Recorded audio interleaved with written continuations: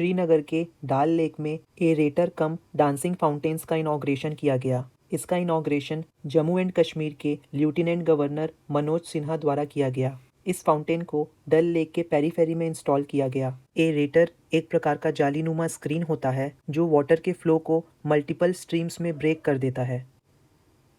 International day of happiness हर साल 20 मार्च को celebrate किया जाता है। इसके ज़रिए हमारे लाइफ में जो mental health and well being की इम्पोर्टेंस है उसे कन्वे किया जाता है एंड साथ ही साथ हैप्पीनेस हमारे लाइफ में क्या रोल प्ले करती है उसे भी बताया जाता है। इस साल 2023 का थीम था be mindful, be grateful, be kind. United nation के जनरल असेंबली ने सबसे पहली बार इंटरनेशनल डे ऑफ हैप्पीनेस 2012 में बनाया था। वर्ल्ड ओरल हेल्थ डे हर साल 20 मार्च को सेलिब्रेट किया जाता है। इसका मेन एम होता है लोगों में अवेयरनेस क्रिएट करना ओरल हेल्थ के सिग्निफिकेंस के बारे में। ओरल हेल्थ से मतलब है हमारे teeth, gums and entire oral facial system. 2021 में 3 साल के लिए इसका थीम लॉन्च किया गया था जिसका नाम था be proud of your mouth. Afghanistan एक लैंडलॉक्ड कंट्री है। ये central Asia and south Asia को कनेक्ट करती है। अफगानिस्तान का बॉर्डर कौन कौन से कंट्रीज़ को टच करता है? Pakistan, Iran, Turkmenistan, Uzbekistan, Tajikistan and China. Afghanistan की कैपिटल है काबुल जो कि इसकी लार्जेस्ट सिटी है।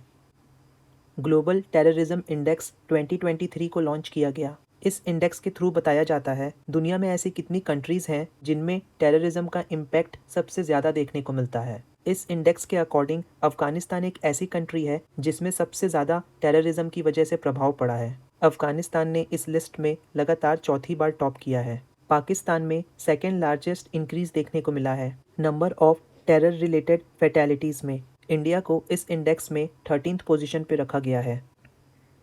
Asia cup stage 1 world ranking tournament, ये टूर्नामेंट आर्चरी से रिलेटेड है एंड ये ताइवान के ताओयुआन सिटी में हो रहा है। इस टूर्नामेंट में जूनियर इंडियन आर्चर्स ने टोटल 10 मेडल्स जीते हैं एंड इसके साथ ही इंडिया का कॉन्टिंजेंट टॉप पोजीशन पे है 10 मेडल्स के साथ। इन 10 मेडल्स में 5 गोल्ड मेडल्स हैं। कॉन्टिंजेंट का मतलब होता है लोगों का ग्रुप।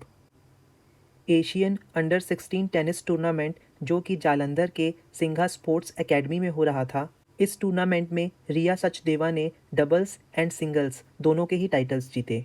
बॉयज़ में आराध्य क्षितिज ने सिंगल्स टाइटल जीता। 2024 समर ओलंपिक्स, ये एक इंटरनेशनल मल्टी स्पोर्ट इवेंट होगा जिसे फ्रांस के पेरिस में खेला जाएगा एंड इसे 2024 में 26 जुलाई से 18 अगस्त तक खेला जाएगा। इसे होस्ट करने के बाद पेरिस ऐसी दूसरी सिटी बन जाएगी जिसने ओलंपिक्स को 3 बार होस्ट किया होगा। लंदन ने भी ओलंपिक्स को 3 बार होस्ट किया है। इंडिया के विकास सिंह एंड परमजीत सिंह बिस्ट ने 2024 पेरिस ओलंपिक्स के लिए क्वालिफाई कर लिया है। इन्होंने 20 किलोमीटर रेस वॉकर्स इवेंट के लिए क्वालिफाई किया है। इस साल के सऊदी अरेबियन ग्रैंड प्रिक्स के विनर हैं सर्जियो पेरेज। ग्रैंड प्रिक्स एक प्रकार की रेस होती है जिसमें racing cars and motor bikes की रेस होती है। Famous Carnatic vocalist and musician Bombay Jayashri का नाम संगीता कलानिधि अवार्ड के लिए चुना गया। Sangeetha Kalanidhi award music academy के द्वारा दिया जाता है। ये अवार्ड बॉम्बे जयश्री जी को 1 जनवरी 2024 में दिया जाएगा। खालिस्तान के प्रोटेस्टर्स ने लंदन में जो इंडियन हाई कमीशन बिल्डिंग है वहाँ पर इन लोगों ने चढ़कर हमारे तिरंगे को नीचे लाने की कोशिश की। ये प्रोटेस्टर्स पंजाब सिक्योरिटी फोर्सेस के अगेंस्ट डिमॉन्स्ट्रेशन कर रहे थे। अभी रिसेंटली पंजाब के सिक्योरिटी फोर्सेस ने पंजाब के एक ग्रुप जिसका नाम था वारिस पंजाब दे, इसे क्रैक डाउन किया था क्योंकि जो इनके एक्शंस थे वो इलीगल थे एंड इनका बिहेवियर काफ़ी सस्पिशियस था। शायद यही वजह थी कि कुछ खालिस्तान के सपोर्टर्स लंदन में प्रोटेस्ट कर रहे थे। रिसेंटली आपने क्रेडिट स्विस बैंक का नाम सुना होगा। इस बैंक में अभी काफ़ी क्राइसिस चल रही है एंड इसके शेयर्स भी ऑल टाइम लो हैं। शायद इसे ही देखते हुए स्विट्ज़रलैंड की यूबीएस ग्रुप जो पूरे यूरोप की 3rd लार्जेस्ट बैंक है, इसने क्रेडिट स्विस बैंक को एक्वायर करने का डिसीजन लिया है एंड ये एक हिस्टोरिक गवर्नमेंट ब्रोकर डील होगी एंड ये इन्फॉर्मेशन दिया था न्यूज़ एजेंसी ब्लूमबर्ग ने। G20 बिजनेस समिट नागालैंड के कोहिमा में होगा। इस G20 बिजनेस समिट में टोटल 110 डेलीगेट्स आएंगे, जिसमें 100 डेलीगेट्स G20 के 28 कंट्रीज से होंगे। मालदीव्स। मालदीव्स एक कंट्री है जो आपको इंडिया के साउथ वेस्ट में देखने को मिलेगा। मालदीव्स एक आर्कीपेलागो है। ग्रुप ऑफ आइसलैंड्स जो हमें सी में देखने को मिलते हैं उन्हें आर्कीपेलागो कहा जाता है। मालदीव्स में ऑलमोस्ट 1192 आइसलैंड्स हैं एंड मालदीव्स से इक्वेटर भी पास होता है। मालदीव्स को सैंडी बीचेस के लिए जाना जाता है। मालदीव्स पूरे एशिया का स्मॉलेस्ट कंट्री है। इंडिया एंड मालदीव्स के बीच फोर्थ डिफेंस कोऑपरेशन डायलॉग देखने को मिला। ये डायलॉग मालदीव्स के माली में हुआ। इस डायलॉग में हमारे डिफेंस सेक्रेटरी गिरिधर आरामाने भी प्रेजेंट थे। ये हैं हमारे डिफेंस सेक्रेटरी गिरिधर आरामाने। श्रीलंका के सेलन बैंक ने Indian rupee denominated nostro account खोला है मुंबई के इंडियन बैंक में। नॉस्ट्रो अकाउंट क्या होता है? जब कोई एक बैंक किसी दूसरे बैंक में फॉरेन करेंसी होल्ड करती है तो उसे नॉस्ट्रो अकाउंट कहा जाता है। जैसे फॉर एग्जांपल अगर एसबीआई ऑस्ट्रेलिया के किसी बैंक में फॉरेन करेंसी डॉलर्स को होल्ड करके रखेगी तो वो एसबीआई का नॉस्ट्रो अकाउंट कहलाएगा। तो यहाँ हम लोगों ने देखा कि श्रीलंका के सेलन बैंक ने मुंबई के इंडियन बैंक में एक नॉस्ट्रो अकाउंट खोला है जो कि एक इंडियन रुपी डिनोमिनेटेड बैंक है। एंड हम नोटिस कर सकते हैं कि श्रीलंका के जो बैंक्स हैं वो इंडियन बैंक्स में नॉस्ट्रो अकाउंट्स खोल रहे हैं। इंडिया के भी कुछ बैंक्स हैं जो श्रीलंका के बैंक्स में नॉस्ट्रो अकाउंट्स खोल रहे हैं ताकि रेसिप्रोकल अरेंजमेंट हो सके। टाइम मैगजीन ने अभी एक लिस्ट रिलीज़ की है जिस लिस्ट का नाम है world's greatest places for the year 2023। इस लिस्ट में इंडिया के 2 डेस्टिनेशंस को चुना गया है। ये 2 डेस्टिनेशंस हैं Mayurbhanj and Ladakh.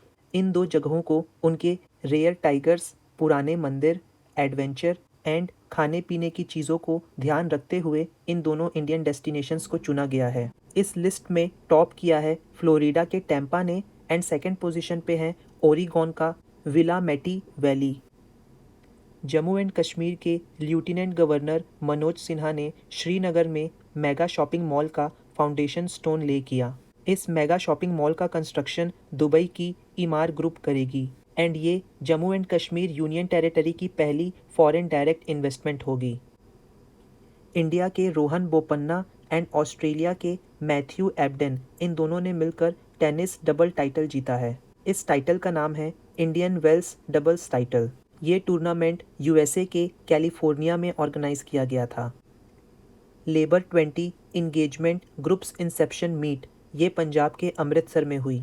Inception meetings generally किसी प्रोजेक्ट के गोल्स, उसके आउटकम्स, उसके ऑब्जेक्टिव्स, प्रोजेक्ट के ओवरऑल प्लान एंड उसे रिव्यू करने के लिए इंसेप्शन मीटिंग की जाती है। इन इंसेप्शन मीटिंग्स में अपॉर्चुनिटीज़ एंड टेक्निकल एलिमेंट्स को भी देखा जाता है। इस इंसेप्शन मीटिंग में मेन फोकस दिया गया था ग्लोबल वर्कफोर्स को, जो G20 नेशंस को एक प्रॉपर डायरेक्शन प्रोवाइड करेंगे। देखो, ग्लोबल वर्कफोर्स में सभी प्रकार के वर्कर्स इन्वॉल्व होते हैं, जैसे वो सभी जो मल्टीनेशनल कंपनीज़ में काम कर रहे हैं या किसी प्रोडक्शन या नेटवर्किंग कंपनी के अंडर काम कर रहे हैं या फिर foreign workers, remote workers, migrant workers, ये सभी ग्लोबल वर्कफोर्स के अंडर आते हैं। जापान के prime minister Kishida Fumio India arrive कर चुके हैं। ये इंडिया में 2 दिन विजिट करेंगे। ये प्राइम मिनिस्टर मोदी से मिलेंगे and bilateral regional issues and mutual interest को डिस्कस करेंगे। इंडिया की दृष्टि से देखें तो जापान इंडिया का 5वां सबसे बड़ा इन्वेस्टर है। एक भारत श्रेष्ठ भारत स्कीम, इस स्कीम को प्राइम मिनिस्टर नरेंद्र मोदी जी ने राष्ट्रीय एकता दिवस 31 अक्टूबर को लॉन्च किया था। 31 अक्टूबर को हम सरदार वल्लभ भाई पटेल जी का बर्थ एनिवर्सरी सेलिब्रेट करते हैं एंड इसी दिन एक भारत श्रेष्ठ भारत स्कीम को लॉन्च किया गया था। इसका मेन एम है इंडिया में जितने भी स्टेट्स एंड यूनियन टेरिटरीज हैं उनके बीच इंटरैक्शन एंड म्यूचुअल अंडरस्टैंडिंग को बढ़ावा देना। मिनिस्ट्री ऑफ एजुकेशन इस स्कीम की नोडल मिनिस्ट्री है जो इस स्कीम्स के प्रोग्राम को कोऑर्डिनेट करती है। तेलुगु स्टेट्स की पहली Bharat Gaurav tourist train Secunderabad railway station से चलेगी। ये ट्रेन इम्पॉर्टेंट हिस्टोरिकल प्लेसेस को विजिट करेगी जैसे Puri, Konark, Gaya, Varanasi, Ayodhya and Prayagraj. Bharat Gaurav tourist train को ऑपरेट कौन करता है? इसे IRCTC ऑपरेट करती है, Indian railways catering and tourism corporation. South Asia football federation championship 2023 edition इसे बेंगलुरु में ऑर्गेनाइज किया जाएगा एंड ये अनाउंसमेंट की गई है all India football federation AIFF द्वारा। इंडिया इस टूर्नामेंट को चौथी बार होस्ट करेगा। लास्ट टाइम इसे 2015 में थिरुवनंतपुरम में होस्ट किया गया था। ISSF world cup shooting championship Madhya Pradesh के भोपाल में ऑर्गेनाइज किया जाएगा।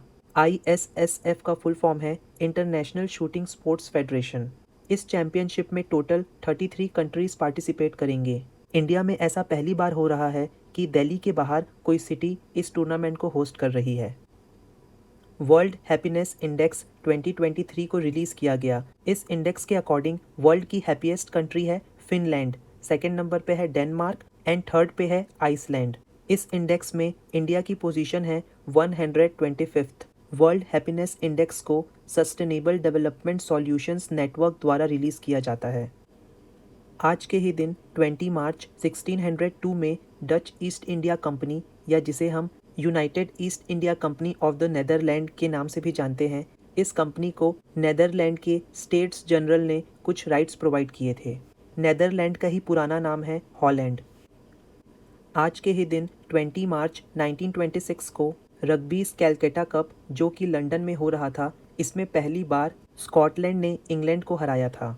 रग्बी एक प्रकार का स्पोर्ट्स होता है जिसमें हम इस बॉल को लेके भागते हैं एंड इस बॉल को एक लाइन के पार पहुंचाना होता है। आज के ही दिन 20 मार्च को इंडियन गवर्नमेंट के ऑफिशियल्स ने पहली बार रिपोर्ट्स कंफर्म किए कि चाइनीज़ फोर्सेस ज़बरदस्ती तिब्बत में घुस रहे हैं एंड उसे ऑक्यूपाई करने की कोशिश कर रहे हैं। इस लेक्चर की PDF आप इस टेलीग्राम चैनल से डाउनलोड कर सकते हैं।